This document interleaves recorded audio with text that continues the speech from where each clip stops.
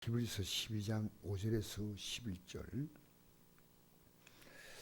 또 아들에게 권하신 것 같이 너에게 권면하신 말씀도 잊었도다. 일렀을 때 내 아들아 주의 징계하심을 경여기지 말며 그에게 꾸지람 받을 때 낙심하지 말라. 주께서 그 사랑하는 자를 징계하시고 그가 받아들이시는 아들마다 채찍질하심이라 하였으니 너희가 참은 징계를 받게 함이라.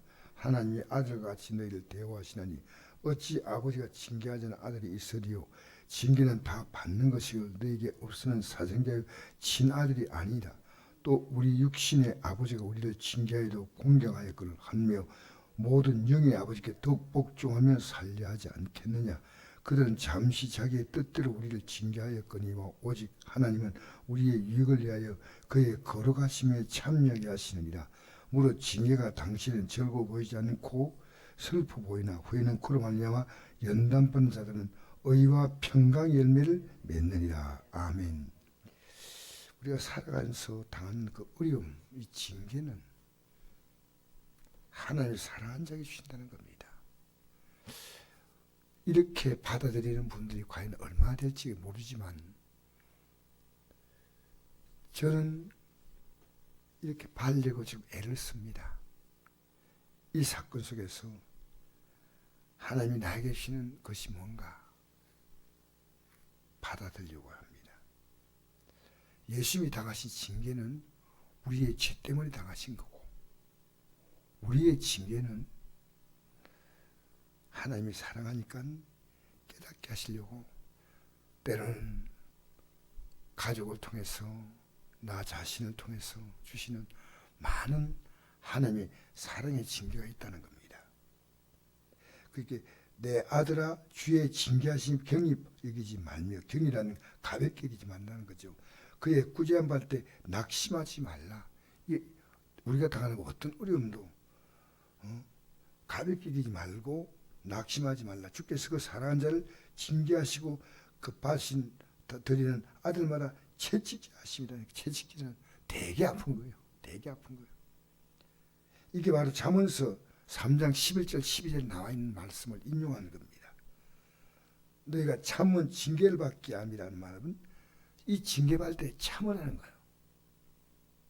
하나님이 주신 징계를 감사하게 잘 받으라는 겁니다. 하나님의 아들같이 너희를 대우하시니 어찌 아버지가 징계하지 않은 아들이 있으리요. 징계는 다 받는 것이거늘 너에게 없으면 사형자여 친아들이 아니라는 겁니다. 그래서 제가 어떤 가족의 얘기를 들었는데 그 아들이 너무 부모를 힘들게 하는데 어릴 때부터 딸이 많은 가정에서 오냐오냐하고 아들을 키우는데 너무 아들이 버릇이 없어요. 그래서 아버지가 한 말이 내가 저 아들 저렇게 만들었다. 내가 어떤 잘못해도 그냥 웃고 그냥 봐주고 했는데 이 아들이 이제 내 삶에 이렇게 큰 고통을 주지 몰랐다는 겁니다. 또 우리 육신의 아버지가 9절에 육신의 아버지가 우리를 징계해도 공경하였거늘 하물며 모든 영의 아버지께 더욱 복종하며 살려 하지 않겠느냐. 이것이 우리의 삶을 주님께 복종하게 하는 하나님의 길이라는 겁니다. 그들은 잠시 자기 뜻대로 우리를 징계했거든요. 이 부모님들은 자기 뜻대로 징계를 하는 거죠. 오직 하나님은 우리의 유익을 위하여 그의 거룩하심에 참여하게 하시느니라. 여러분 참 이게 쉽지 않아요. 제가 아멘 하니까 너무 감사한 게요. 제가 어제 예배 때 잭슨 대통령 얘기했습니다.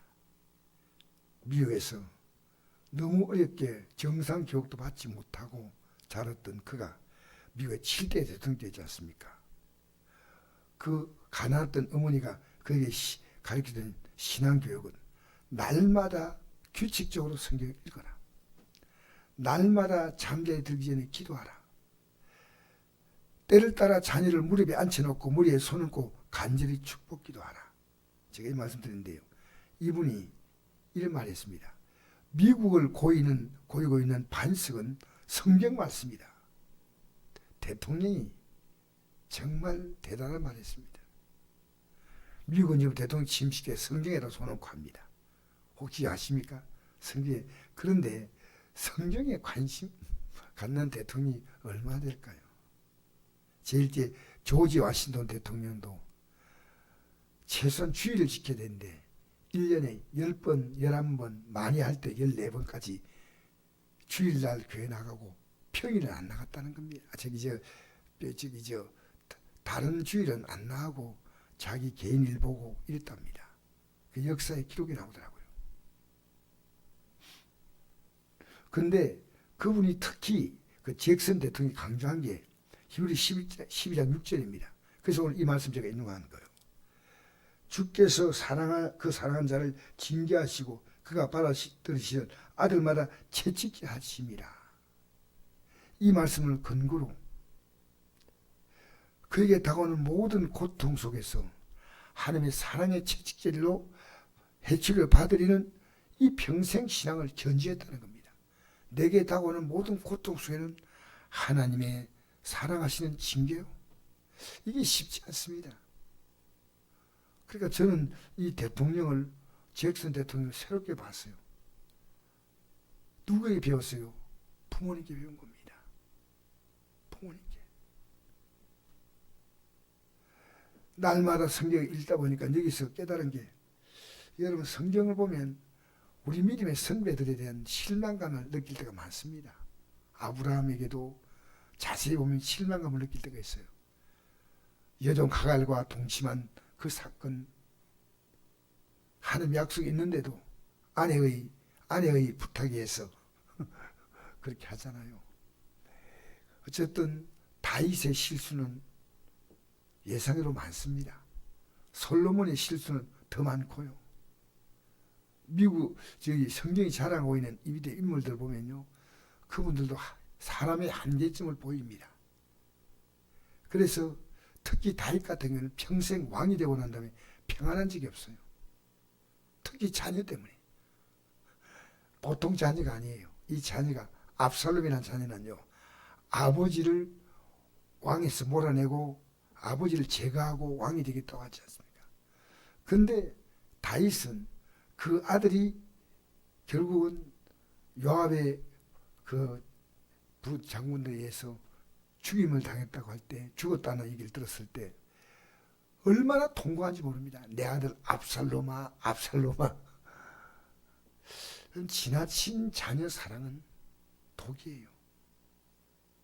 평생 이 다윗의 가슴 속에 가슴 안에 한 것이 자녀들끼리 죽이고, 정말 제가 말하기는 곤란하지만 이건 다윗이 스스로 저지른 일입니다. 저는 어제 우리 교회 처음 오시던 성도님이 잘 가정 얘기를 하더라고요. 다른 교회 다니시다가 지금 이렇게 했는데 제가 한마디 했습니다.